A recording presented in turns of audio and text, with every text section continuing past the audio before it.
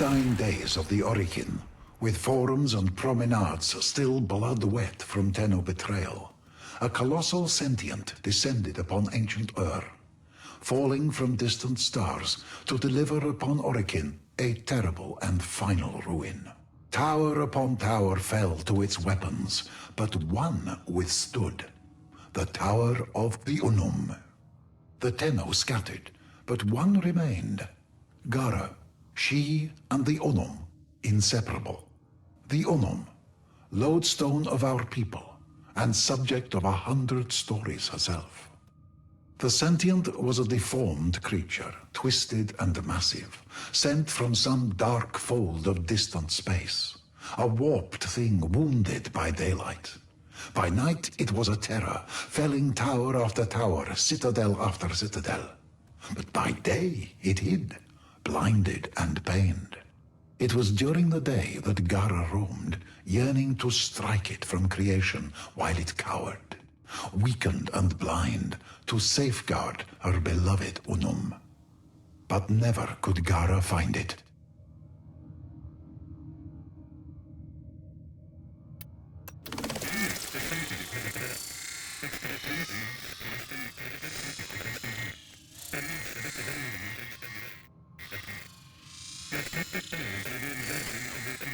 By night the sentient was abroad, its titanic mass casting a terrible shadow across the land, the mass of it railing against the walls of the tower, yet kept at bay by the exertion of the Unum's colossal will and the sacrifice of her faithful.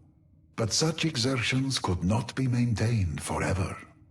Gara yearned to strike out, to lash and tear at the monstrosity that threatened her love, but the Unum forbade it. At night the sentient was at the height of its power, and Gara's light would make her the most tempting of targets to a creature of such profound darkness. Gara's death would be certain. No, a different strategy was required.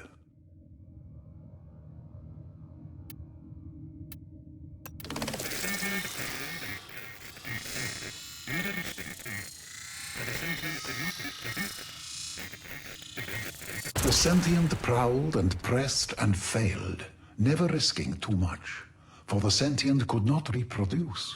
What it lost forever. It had killed many cities before, felled many towers, but this little one prevailed.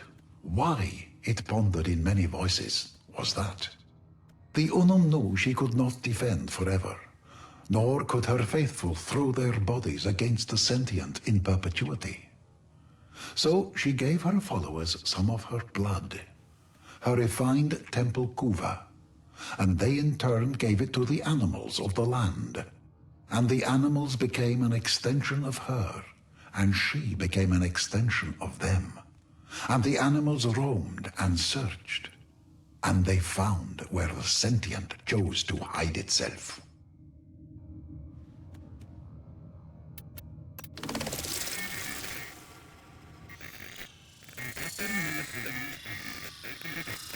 The sentient sensed this subterfuge, and capturing one of the Unum's animals, opened it up for examination.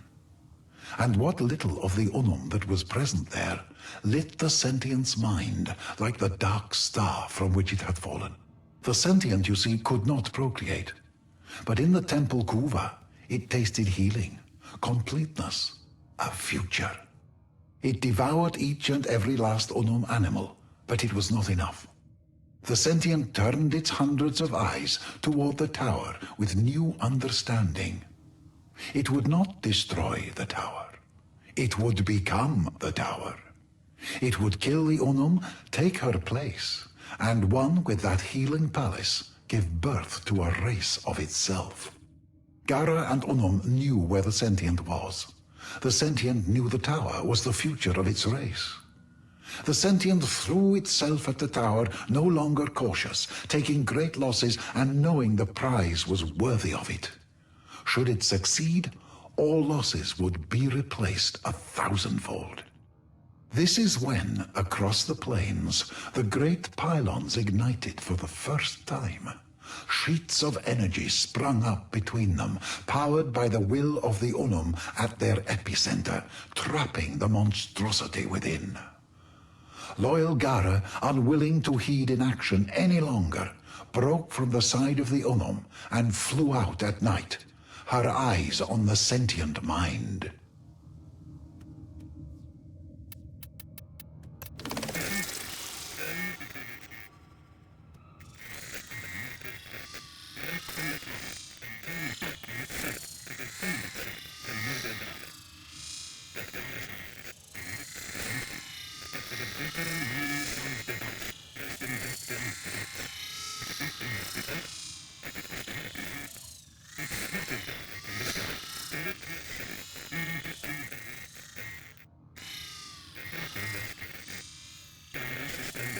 The sentient, torn between its most coveted prize and the mortal threat, broke from the tower and turned back on itself to defend itself from noble Gara.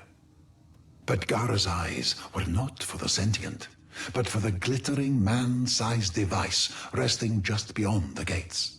It had not been there before, but it was there now.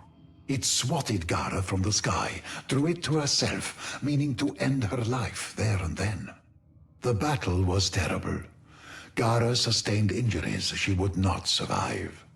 But in her final moments, brave Gara seized upon the device her beloved Unum had crafted, seized it to her breast, and allowed the sentient to draw her in one final time. Toward its body, toward its core, toward the seat of its intelligence. From within, the sentient unfurled myriad feelers, probes, tendrils, viciously toothed and made for killing.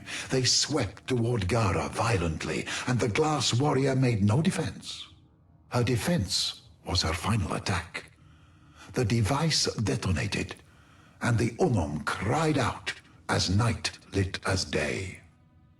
The battle, the terror, was ended. The tower wall shook. The sentient's body shuddered, racked by a cacophonous energy. Forests fell as piece after piece, giant body after giant body, crashed to the plains and marshes and flatlands. Animals fled in spreading waves from pounding sky-high walls of dust, angered and whipped to fury by the death of a god. The last of Gara's energy arced from body to body, machine to machine, piece to piece, a horizon-wide applause of light, beautiful and terrible. And then, silence. All was still.